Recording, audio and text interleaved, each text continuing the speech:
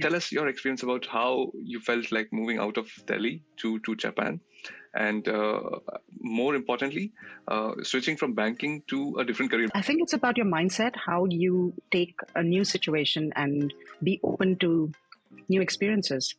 And it was not easy initially to change my mindset, that because I had many years of experience in banking. There was an earthquake, and which kind of led you to move to Singapore. So, what was it like? The earthquake it's a life-altering experience, and I learned so much about the Japanese people. If I compare, living in Japan and living in Netherlands, which one would you choose, and what are the kind of striking difference you find? Well, it was a different time. Living in Japan was interesting because the language barrier kind of creates those bonds. Tell us about, once you came to Netherlands and then you started a company. How can someone start a company? What are the things that one has to keep in mind? How easy it is for an expat to start a company? And what goes through that journey from day zero to at least, when you have a registered entity? So I came to the Netherlands on a startup visa. So the Netherlands has an option. It's a 1-year visa, and you have to submit, your idea with details. So talk us about your idea. SparkOn is really about people coming together, bringing people together to share what they've learned through life, their knowledge, experiences, skills, in an informal setting. And the key is interaction, really, through those, through those sessions.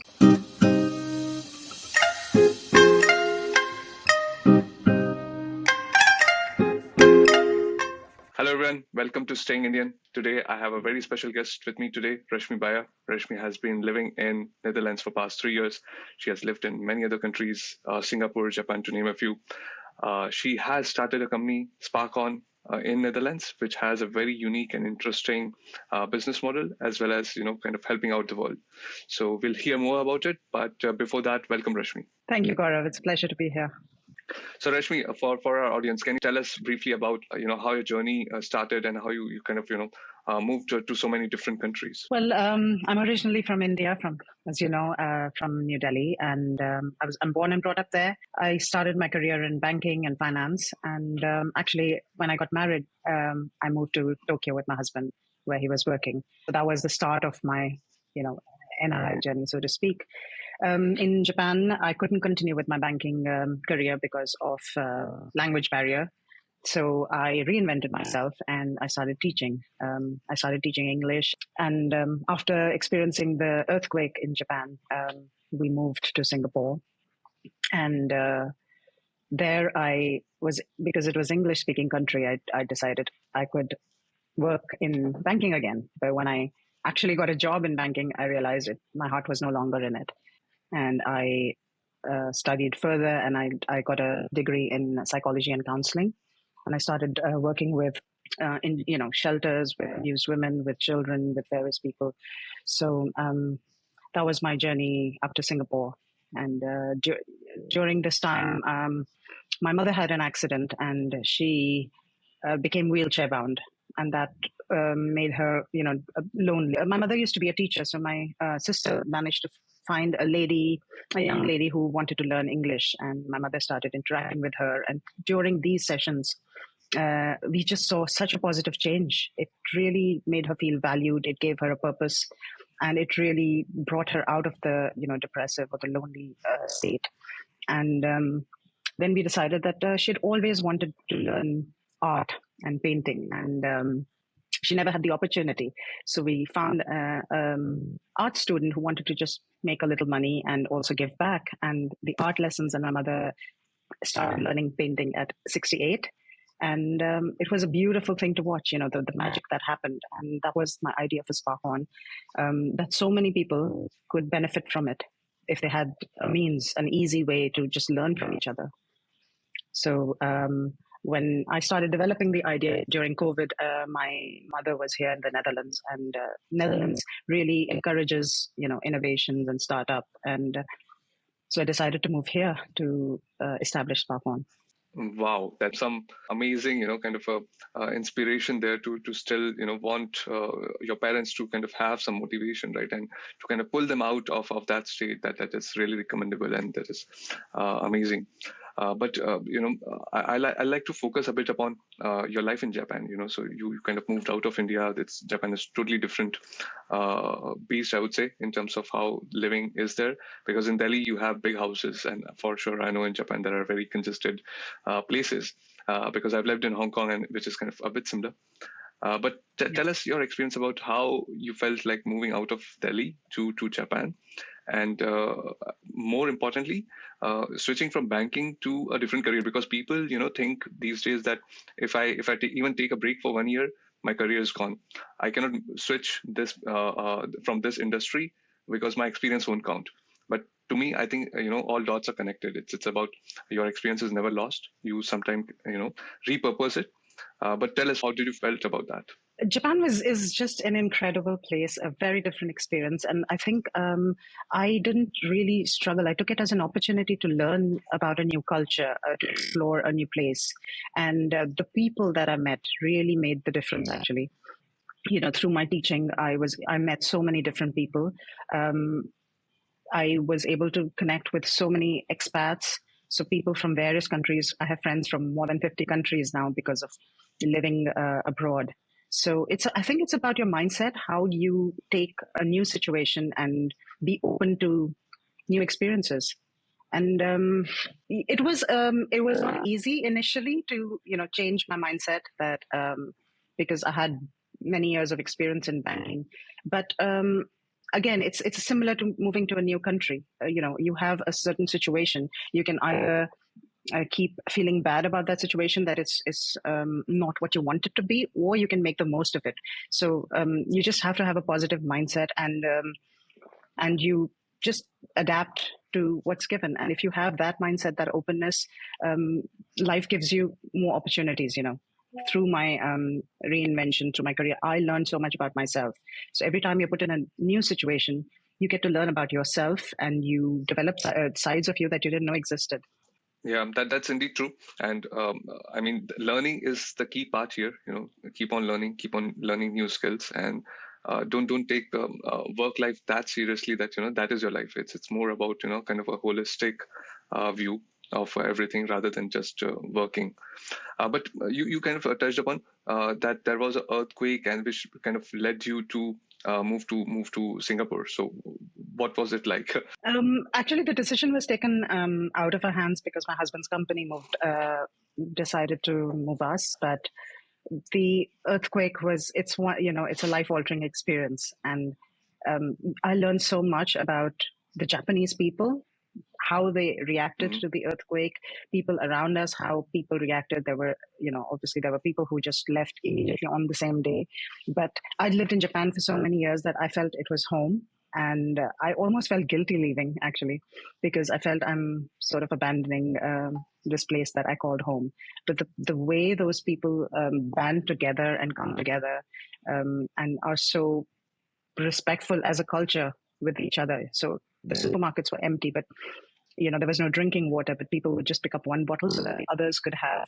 Um, there was some left for other people. So it was, Yeah. again, a very big learning experience about human beings, about how different people react to different situations. So moving to Singapore was a very big change after that experience. But if life stays the same, then you stop learning, really, and you stop Yeah, growing. yeah. So And, yeah. uh, yeah, any kind of interesting stories or anecdotes that you can share, maybe throughout your kind of living in Japan. Yeah, like I said, the Japanese people are really, really helpful and kind. Even though most of them didn't speak. I think it's changed now, but most of them didn't speak English very well. So, and we didn't have Google Maps at that time. So every time I had to ask directions to go somewhere.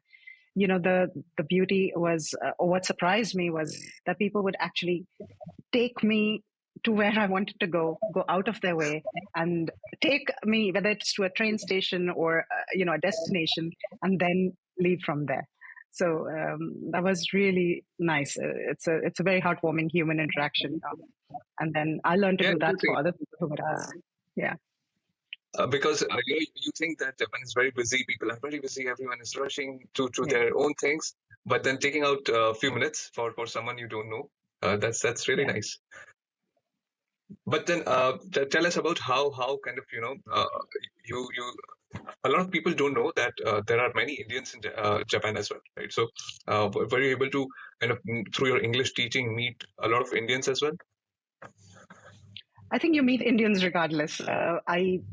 One of the first people I met was an Indian lady who's a good friend to this day, and she introduced me to the English teaching actually, and she really helped me out to, show me how I could get into the area and really helped me to, because I had no experience of teaching, so she really helped me. And yeah, I mean, when you're living in an alien kind of an alien land, let's say. Uh, the Indian community really comes together. They become your family. People, Indians, we are very helpful people. We just help each other. So that those bonds that you form overseas are they never break. So it's Yeah, yeah, indeed. So if I compare living in Japan and living in Netherlands, which one would you choose, and what are the kind of striking difference you find? um, well, it was a different time. Living in Japan was interesting. Because the language barrier kind of creates those bonds between the people who are from other countries, really. So you form very strong bonds with people, and your nationality has no bearing on those bonds. I have friends, like I said, from so many different countries to this day. In the Netherlands, you have everybody speaks English, so it's much easier here. But also, it's a very thriving international community. So, and here I find it's you can be anybody. You can be from any country. There's an openness in the culture, which is very different from Japan. So, both have their beauty in a way, like very different, but Yeah, yeah. very welcoming, very warm, and very open. Yeah. So it's really Which is, nice here as well. yeah, which is different from the weather, right? So weather is a bit cold, but people are that's always good. Absolutely. Yeah. Yeah. So But I don't complain about the weather here because I've lived in Singapore where the weather never changes. So I actually like the change. I'm maybe the okay. strange person here. Yeah. Yeah, no, it's good. Change is always good. So tell us about once you came to Netherlands and then you started a company. How can someone start a company? What are the things that one has to keep in mind? How easy it is for an expat to start a company? And what goes through that journey from day zero to at least when you have a registered entity? So I came to the Netherlands on a startup visa. So the Netherlands has an option. It's a 1-year visa, and you have to submit, your idea with details. And in order to get that visa, you need to be backed by a facilitator. So which are organizations which will. You have to have a contract with the facilitator.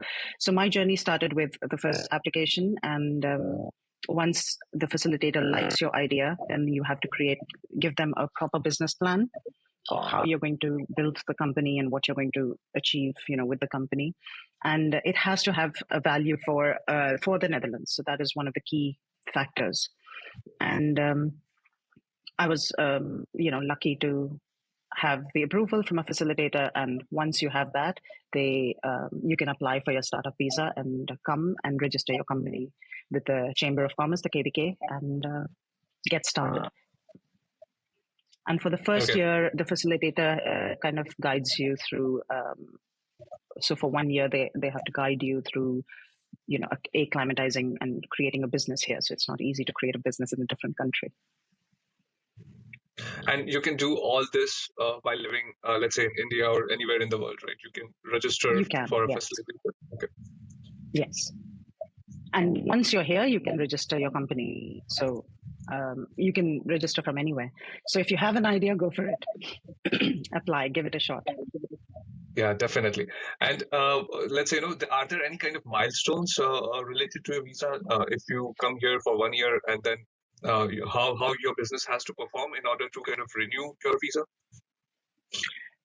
you have to create milestones for sure, and that is a discussion with your facilitator. So at the end of the year, you have a presentation with the facilitator to see whether you've achieved milestones or how many milestones you've achieved. It's not easy to start a business, so it's not about the money really. Whether you can't start making profits in the first year unless you're very lucky. So at the end of the year, the facilitator has to sign an approval letter, and after that, you have to apply. You change to a self-employment visa, and that lasts for 2 years. You're on your own after that, basically. Okay, nice. That's good to know. So talk us about your idea, and you kind of touched briefly upon it in introduction, but tell us more details on how you came up with and how was the development phase itself. So like I mentioned, where the idea originated from is SparkOn, really about connecting people. And given my background in business, in working, I did a lot of volunteer work with the elderly, with women, with children, and in education. So it kind of was a culmination of all those areas coming together. And SparkOn is really about people coming together, bringing people together to share what they've learned through life, their knowledge, experiences, skills, in an informal setting. And the key is interaction, really, through those through those sessions. So knowledge sharing can really bring people together and give a sustained, like a purposeful interaction, a meaningful interaction, rather than just meet for a coffee and then you don't maybe meet people again. So it gives and it makes people feel valued. It builds a sense of community when you're interactive through interactive learning. So we have an option for it's always face-to-face learning. You could do it in person or online, and so we developed a platform which makes it very easy to create a session. You can teach whatever you want. We have and it's not a formal course, so it's just sharing of what you've learned through life.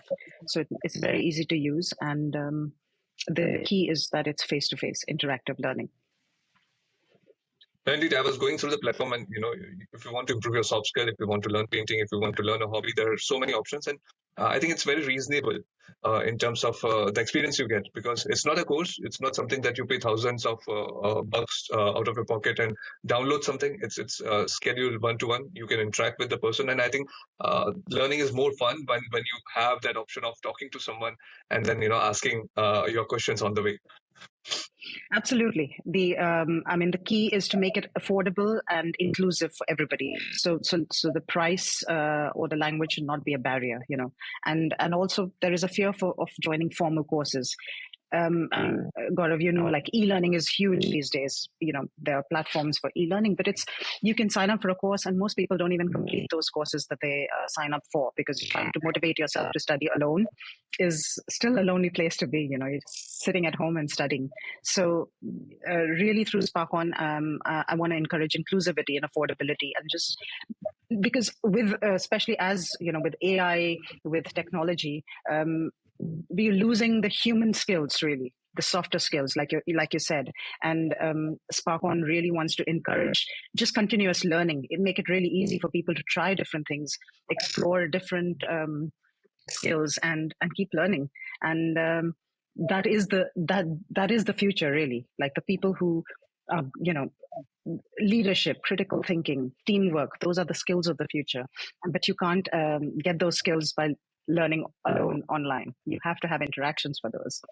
So really, our goal is collaborative learning. Yeah. No, indeed. Tell me about having downloaded a lot of courses and not having the time to do it. So I have like Dutch lessons. I have like public speaking courses that I've downloaded but never got a chance to complete them.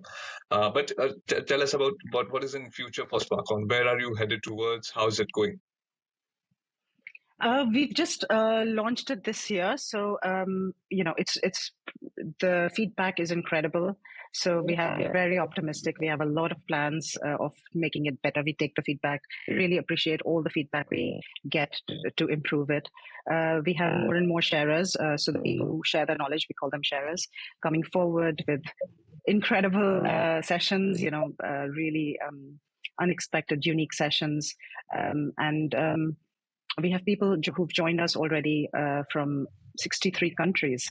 So while we've launched it in the Netherlands, it's a global platform. And that's the beauty of technology. You can it just brings people together. Like so our really the future is, I want to make it like the global hub for face-to-face learning.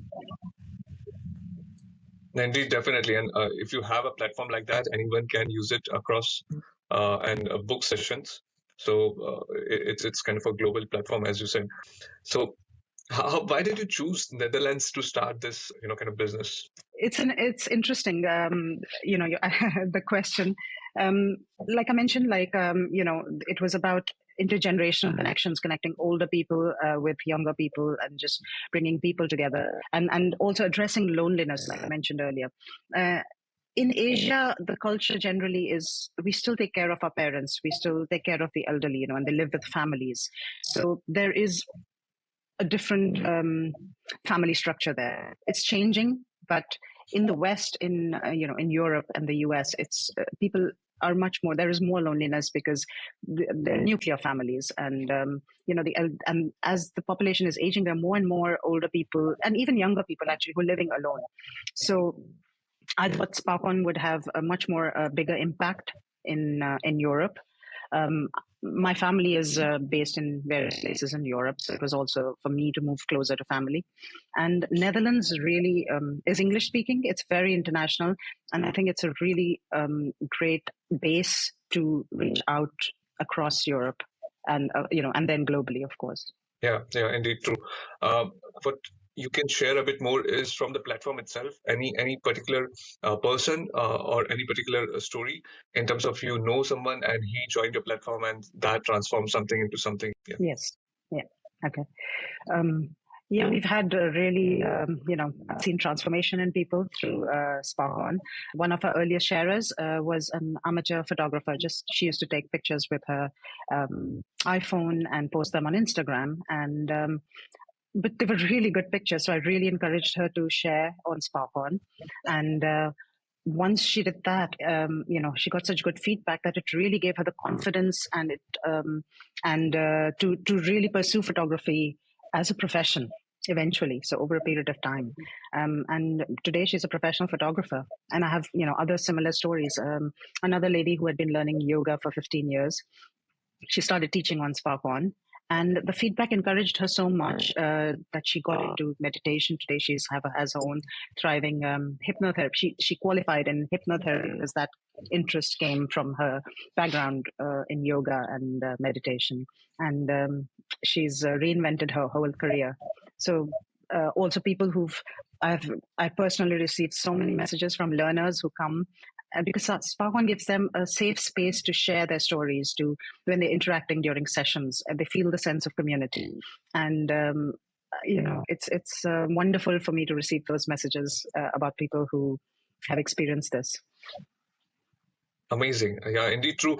So I feel that, every person has some skills and, you can learn something from every person.